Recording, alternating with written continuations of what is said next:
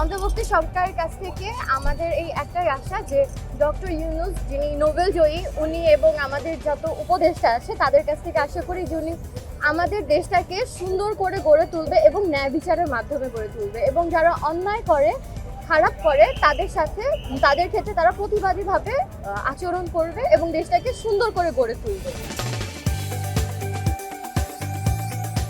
আমরা চাচ্ছি যে আমাদের দেশে কিন্তু মানুষের থেকে দুর্নীতিটা বেশি।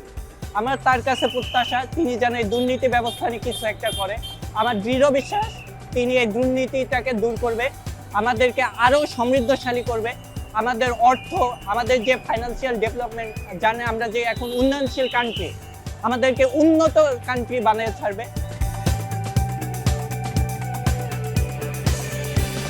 যে অন্তর্বর্তী সরকারটা গঠন করা হয়েছে এটা অবশ্যই আমাদের ছাত্র সমন্বয় একটা খুব বিবেচনা করে দল গঠন করেছে। আমাদের কাছে এখন একটাই চাওয়া এই অন্তর্বর্তী সরকারের কাছে যাতে তারা এই দেশে যে সমস্যাগুলো আছে সেগুলো যাতে দ্রুত নিরসন করে। আমাদের ট্রাফিকের যে সমস্যাগুলো হচ্ছে, শিক্ষার যে সমস্যাগুলো হচ্ছে, সবগুলো যেন তারা দ্রুত নিরসন করে আমাদের দেশটাকে একটি শান্তি দেশ হিসেবে গড়ে তুলতে পারে।